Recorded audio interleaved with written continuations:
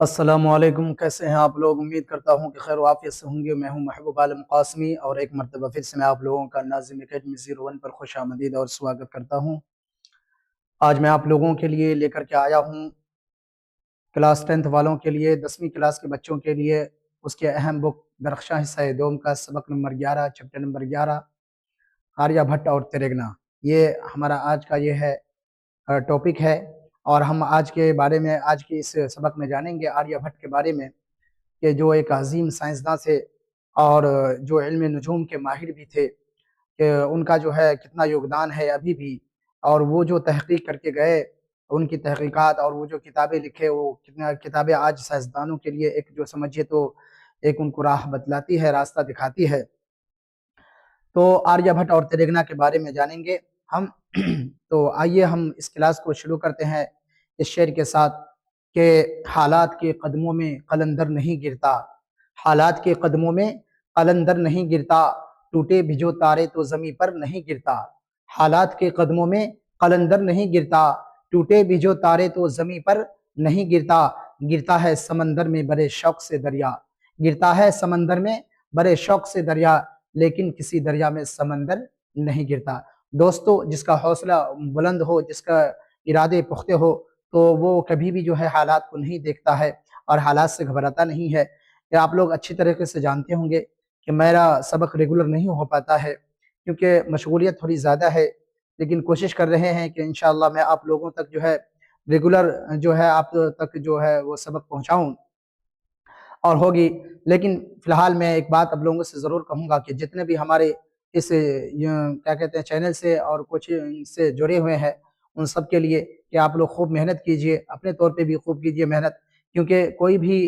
Teacher ہو اور کوئی بھی استاد آپ کو پڑھا تو سکتا ہے، لیکن پاس ہونے کی یا اسی طریقے سے 80 نمبر کی یہ ذمہ داری اسی وقت دے سکتی ہے جبکہ آپ اس کے ساتھ رہیں، آپ سپورٹ کریے، محنت زیادہ آپ کی ہونی چاہیے۔ ہم 1 گھنٹہ اور آدھے گھنٹہ 45 منٹ میں آپ کو پڑھا کر کے چلے جائیں گے، لیکن اس کا صحیح طریقے سے استعمال آپ کو کرنا ہے، اور مزید آپ کو جو ہے وہ کتابوں کا ادھین کرنا ہے، مطالعہ کرنا ہے، تو جا کر کے آپ جو ہے نا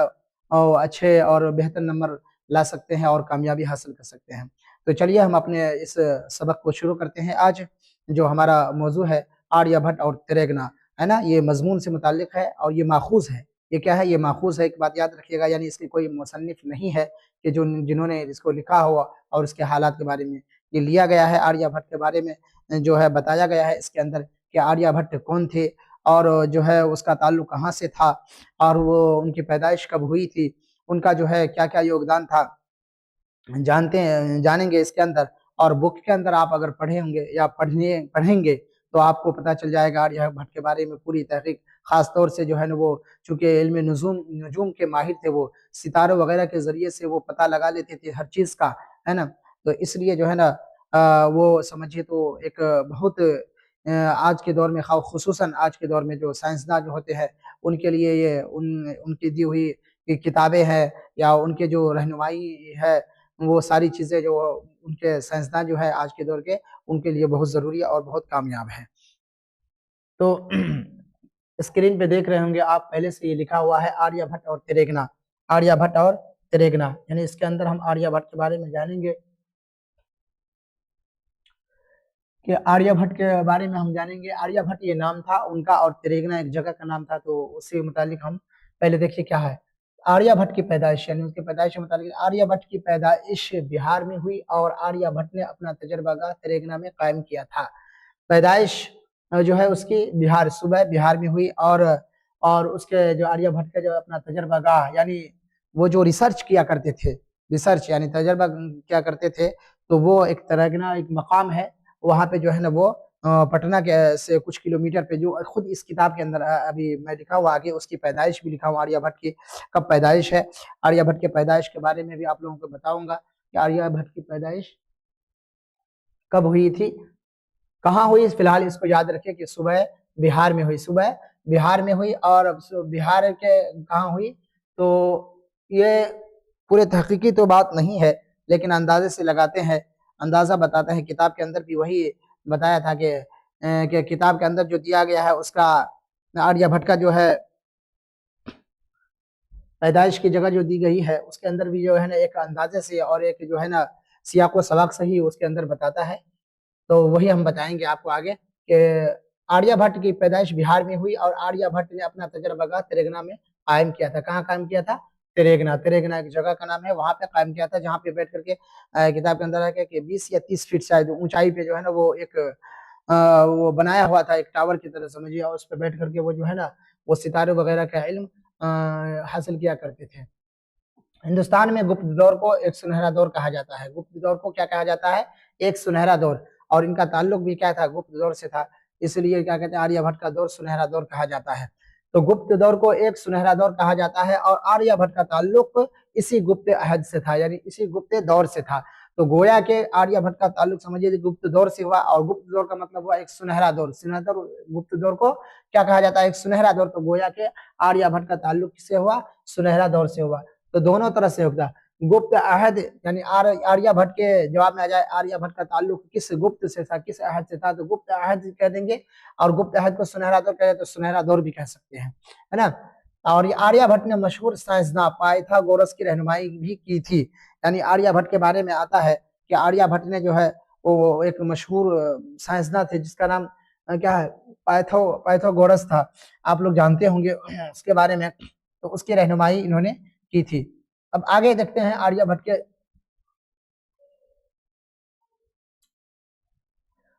کے پیدائش کے بارے میں جو ہے یہ آپ کو ایک سوال آئے گا, اس کے اندر مختصر سوالات میں خود آتا ہے آریہ بھٹ کے پیدائش کے بارے میں. یہاں پہ دیکھیے آپ نیچے, پہلے ہم اس کو پڑھ لیں گے کیونکہ میں سوال کے اندر جب آیا تھا تو مختصر سوالات ہے, اسی کے طور پہ جو سوالات آئے تھے اسی کے اندر میں نے لکھ دیا اور الگ سے جو ہے اس کو بتانے کی جو چیزیں ضروری تھی اس کو الگ سے میں نے بتا دیا. یہاں پہ پہلے ہم دیکھیں مختصر سوالات میں ایک چیز آئی ہوں گی کہ آپ کو آریہ بھٹ کے جو ہے نا تعلق سے پوچھیں گے کہ آریہ بھٹ کی پیدائش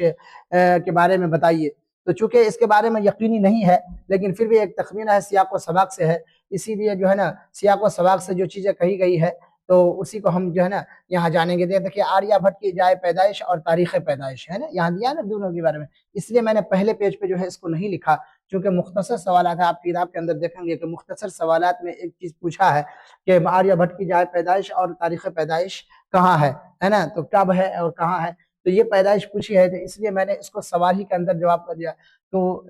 کہتے ہیں اس کو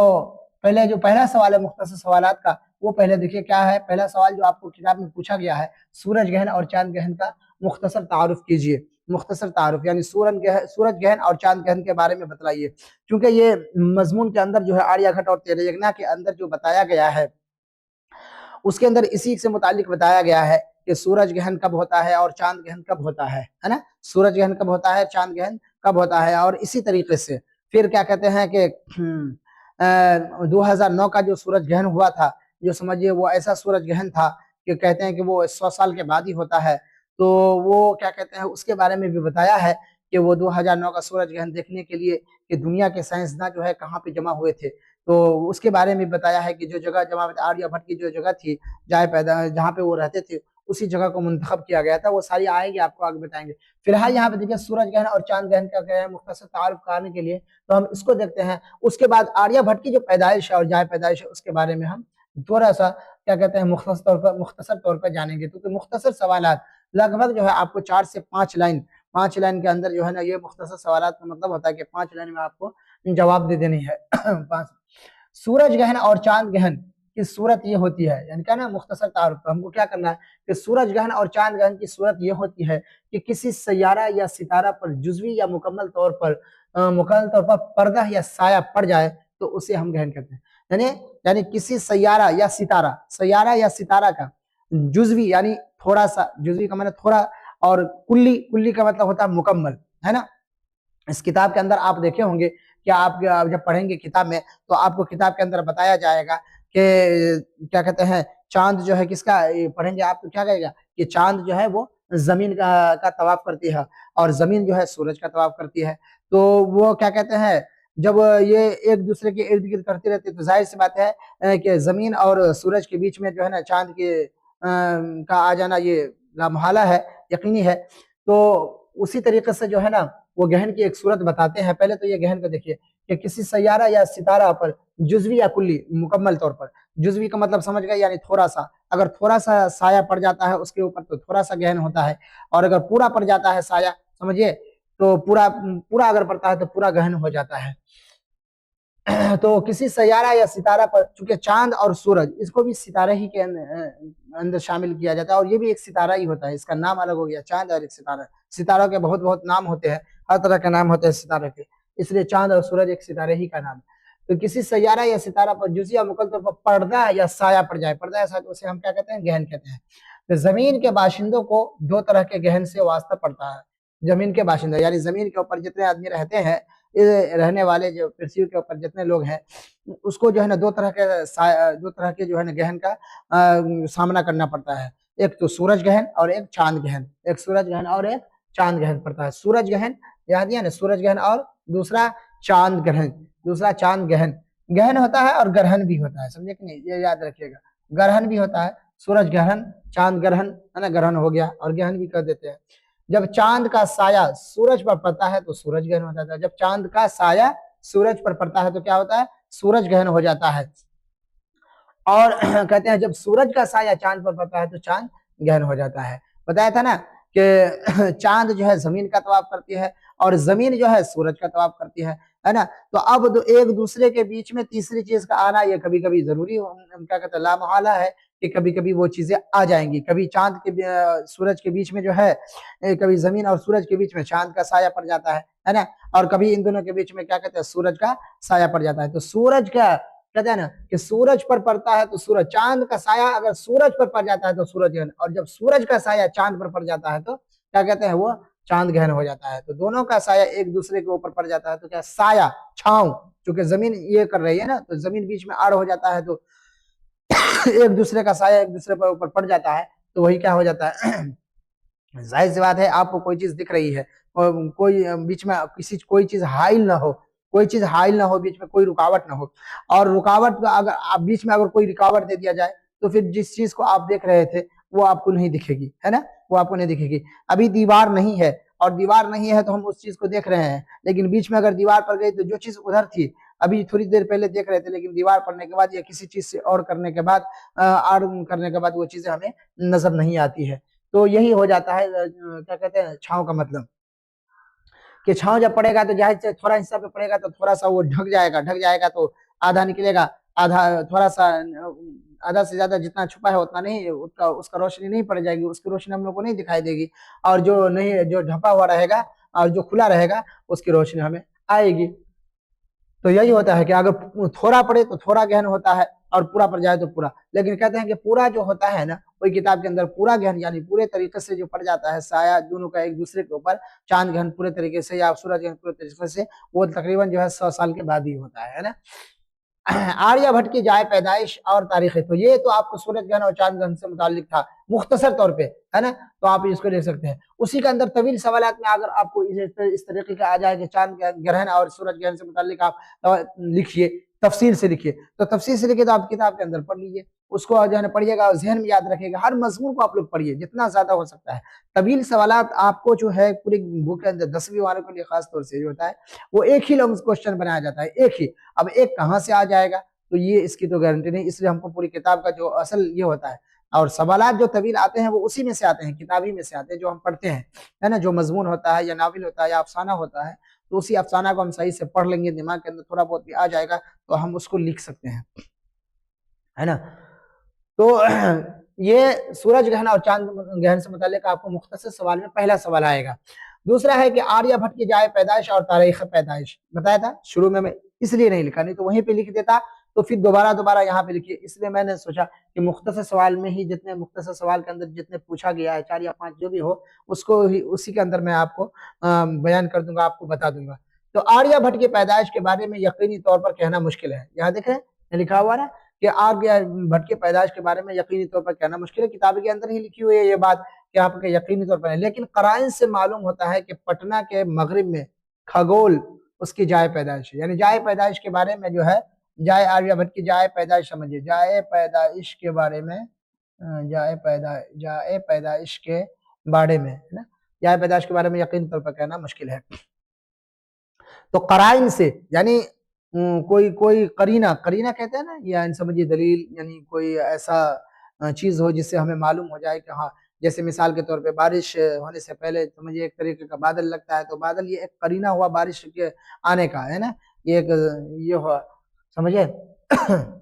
تو قرائن اسی کو کہا جاتا ہے کہ قرائن سے معلوم ہوتا ہے کہ پٹنہ کے مغرب ہے نا، مغرب کس کو کہا جاتا ہے؟ مغرب پچھم، سمجھے نا، میں کھگول اس کی جائے پیدائش ہے، کھگول اس کی جائے پیدائش، یہ جگہ کا نام ہے کھگول، ہے نا، یہ کھگول کے معنی بولتے ہیں، کھگول اس کی جائے پیدائش ہے، پٹنہ کے مغرب میں یہ جگہ واقع ہے، کیونکہ کھگول کے معنی علم نجوم کے ہیں۔ اب علم نجوم کے ہے، کھگول کے معنی کیا ہے؟ علم نجوم کے ہیں۔ کھگول کے معنی آتے ہیں علم نجوم، علم نجوم جاتے ہیں، نجوم اصل میں آتا ہے، ستاروں کو نجوم کہا جاتا ہے، اس کی واحد آتی ہے نجم، ہے نا، اس کی واحد کیا آتی ہے؟ نجم، نون جیم میم، ہے نا، یہاں پہ دیکھیے ہم آپ کو بتا دیتے ہیں، یہ ہے نا، یہ ہوا نجم، ہے نا، اور اسی کی جمع آ جاتی ہے نجوم، ہے نا، اسی کی جمع کیا آتی ہے؟ یہ واحد ہو گیا، یہ واحد ہو جاتا ہے، اور یہ جمع ہو جاتا ہے، یہ جمع ہو جاتا ہے نجوم۔ تو نجم کے معنی ایک ستارہ، اور نجوم کے معنی بہت سارے ستارے۔ تو جو علم نجوم کہتے ہیں جو ستاروں کو دیکھ کر کے، پہلے زمانے کے اندر ہوتا ہے، یہ گھڑی وغیرہ جب نہیں تھے تو لوگ جو کیا کہتے ہیں سارے کام کیا کرتے تھے، جگہ نماز کا اوقات کا پتہ لگاتے تھے، وہ چاند کو دیکھ کر کے، ہے نا، سورج کو دیکھ کر کے وہ اندازہ لگا لیتے تھے کہ اتنا وقت ہو رہا ہے، رات کا اتنا حصہ گزر گیا، فجر کا وقت شروع ہو گیا، یا اسی طریقے سے ظہر کا وقت شروع ہو گیا، نماز وغیرہ میں وہ کس سے اندازہ لگا لیتے تھے؟ وہ کیا ہے؟ وہ سورج کی روشنی اور سورج سے اور چاند کو دیکھ کر کے وہ اندازہ لگا لیتے تھے۔ آج بھی جو بڑے پرانے لوگ ہوتے ہیں وہ عموماً جو ہے نا پتہ لگا لیتے ہیں، چلا لیتے ہیں۔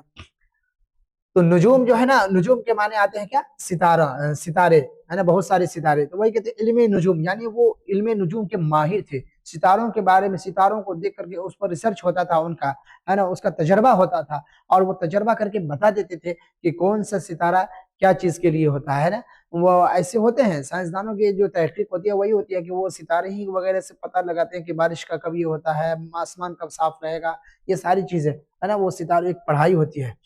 تو کہتے ہیں کہ کھگول کے معنی علم نجوم کے ہوتے ہیں، کھگول کے معنی کیا ہوتے ہیں؟ علم نجوم کے، اور وہ علم نجوم کا ماہر تھا، لہٰذا یہ قرینہ ہے اس بات کا، ہے نا، کہ یہ کھگول کے چونکہ علم ہو سکتا ہو کہ وہ انہی نے گاؤں کا نام رکھا ہو، علم نجوم کا ماہر ہو گیا ہو، تو کیا کہتے ہیں وہ نہیں، وہ تو پہلے پیدائش ہوگی کھگول گاؤں۔ تو خیر جو بھی ہو، اس میں یہ اس کو یاد رکھیے گا کہ یہ بھی جو بتایا جا رہا ہے یہ ایک تخمینہ ہے، یہ ایک اندازہ ہے، قیاس ہے، یہ یقینی نہیں ہے نا، کیونکہ یقینی تو پہلے بتا دیا کہ یقینی طور پہ کہنا مشکل، یہ تخمینہ جس کو کہتے ہیں اندازہ، ہے نا، ایک تخمینہ کو کیا کہا جاتا ہے؟ اندازہ، وہی ایک اندازہ ہے کہ وہ کیا کہتے ہیں کھگول علم نجوم کے ہے، اور وہ علم نجوم کا ماہر تھے، اسی لیے کھگول ہی اس کی جائے پیدائش ہے، یعنی یہ بھی اندازہ، اس لیے کھگول کو جائے پیدائش کہتے ہیں۔ اس کی تاریخ پیدائش کب ہے؟ تاریخ پیدائش 476 عیسوی، یعنی تو سمجھ لیجیے جو بہت پرانے ہو گئے، ہے نا، ہمارے نبی صلی اللہ علیہ وسلم سے بھی پہلے کے ہی آئے ہو گئے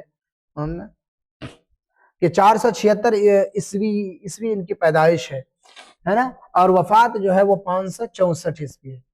564 تو 476 اور 564، 12 ادھر ہٹا دیجیے تو 88 سال کی عمر ہوتی ہے، یہاں لکھا ہے کتنا؟ 88 سال کی عمر اس کی ہوئی، ہے نا، 88 سال کی ہوئی عمر ہوئی اس کی، یعنی جو آریہ بھٹ تھے ان کی عمر مکمل کتنی ہوئی؟ 88 سال کی ہوئی، لہذا اس وقت میں ہجری تاریخ تو تھی نہیں، لہذا یہ عیسوی ہی تاریخ کا جو ہے نا یہ دیا گیا ہے کہ 476 عیسوی ان کی پیدائش ہے، اور وفات جو ہے وہ 564 عیسوی ہے۔ اور یہ بتا دیا، دیکھیں اس کے اندر یہ ساری چیزیں کہ پٹنہ کے اندر، ہے نا، بتائیں نا، تو اس کا مطلب بہار ہی میں اس کی پیدائش ہوئی، ہے نا، پٹنہ سے کیا کہتے ہیں دکھن میں، ہے نا، بتایا تھا نا، مغرب میں، پٹنہ سے کیا ہے؟ پٹنہ کے مغرب میں، دکھن میں نہیں، مغرب میں کھگول جو ہے نا اس کی بستی ہے، تو وہیں پہ اس کے بارے میں بتایا کہ پیدائش ہوئی۔ آگے ہے کہ تریگنا کے محلے وقوع پر 5 جملے،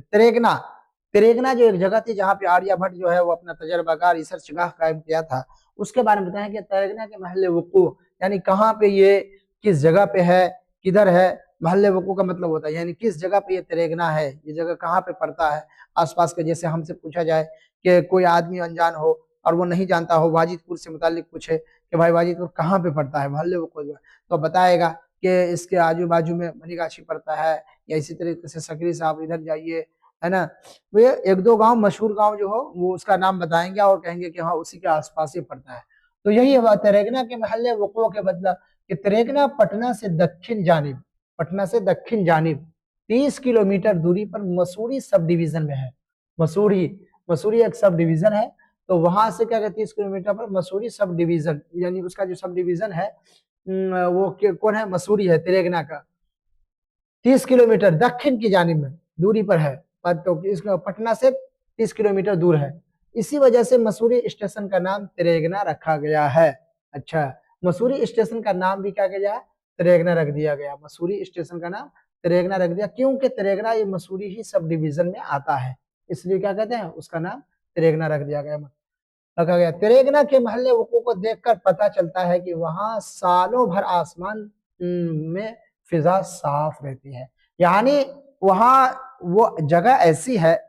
ہم لوگ تو نہیں گئے ہیں، اگر آپ لوگوں میں سے کوئی گیا ہو تو ہو سکتا ہے اندازہ اس کا ہو، یا جائیں گے کبھی اللہ نے چاہا تو دیکھ لیں گے۔ کہتے ہیں کہ وہاں کہتے ہیں تریگنا کے محل وقوع کو دیکھا، یعنی وہاں جگہ کر اس کی آب و ہوا کو دیکھ کر کے وہ ایسا محسوس ہوتا ہے کہ وہاں جو ہے نا بادل بہت کم لگتا ہے، یہ سمجھو وہاں بادل بہت کم لگتا ہے، بادل کم لگتا ہے، آسمان بالکل صاف ستھری رہتی ہے۔ تو کیا کہتے ہیں یہاں سے تاروں یا سیاروں اور مکمل نظام شمسی کی تحقیق کرنا نسبتاً آسان ہے نا، لہذا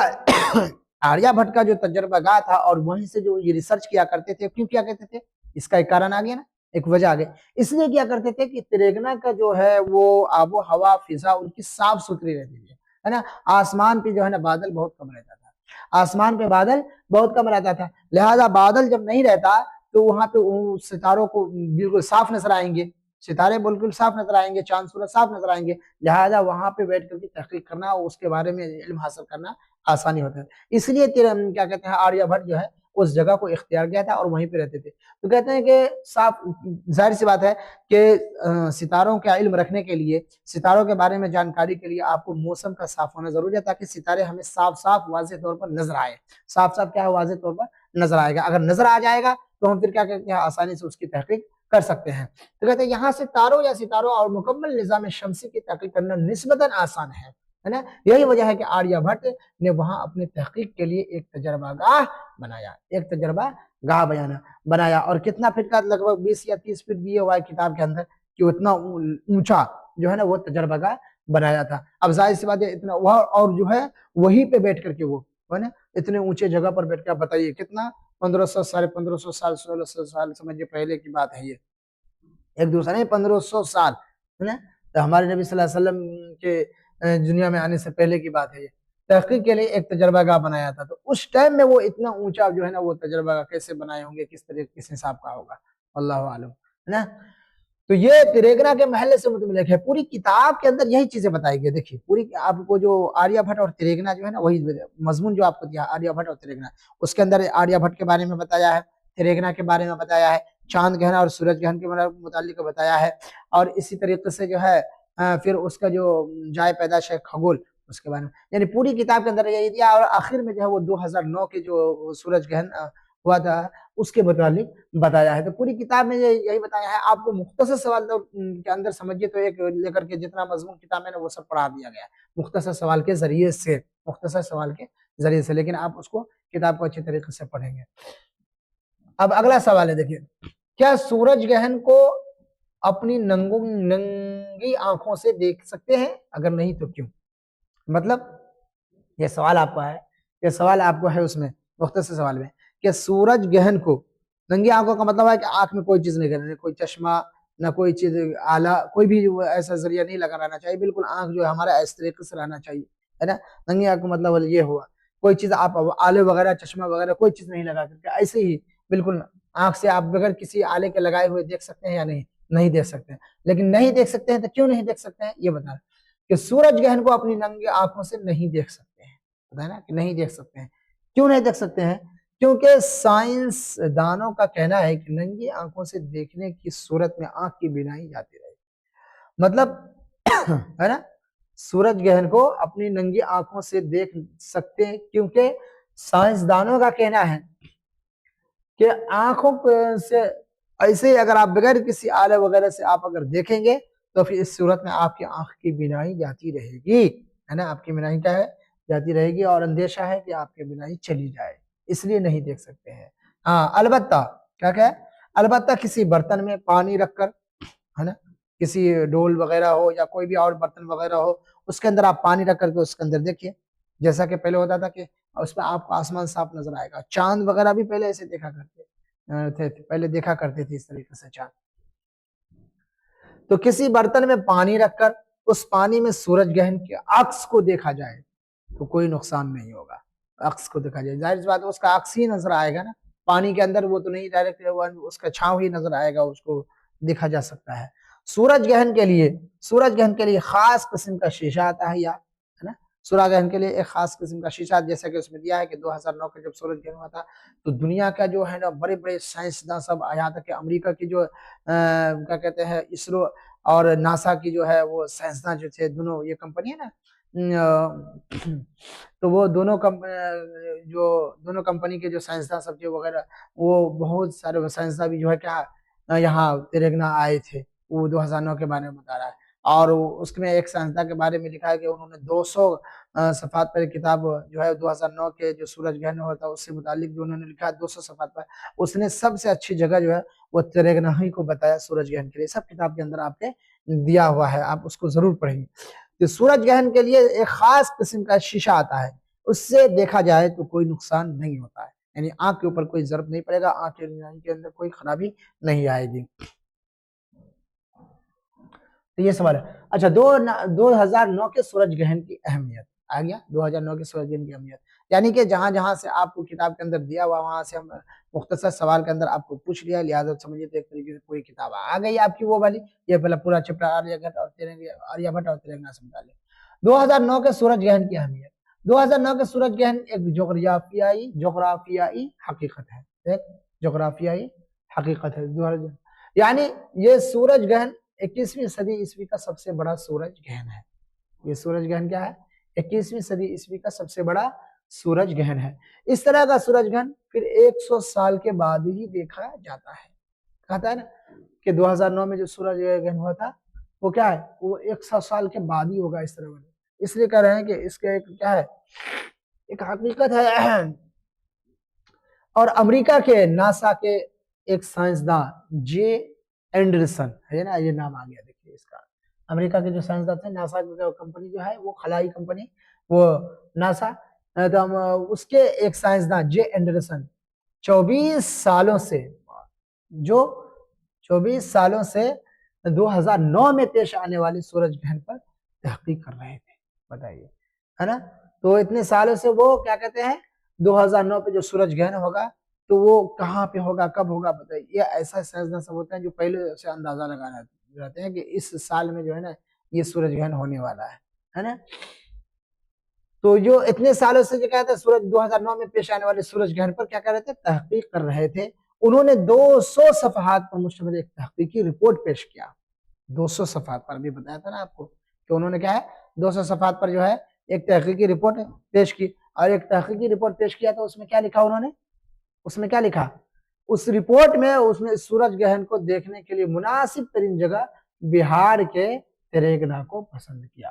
بہار کے تلنگانہ کو پسند کیا، بتائیں، تو مطلب اس کا تلنگانہ کو کیوں پسند کیا، اب آپ کو پیچھے بتا دیا تھا کہ تلنگانہ کے بارے میں جو ہے نا، تلنگانہ کے بارے میں آپ کو بتایا گیا تھا کہ تلنگانہ کا محل وقوع میں کہ تلنگانہ کا جو ہے نا ابر جو ہے نا صاف رہتا ہے، آسمان صاف رہتے ہیں، تو اس لیے جو ہے نا وہ سائنسداں جو تھے وہ کیا ہے، انہوں نے اس جگہ کو منتخب کیا،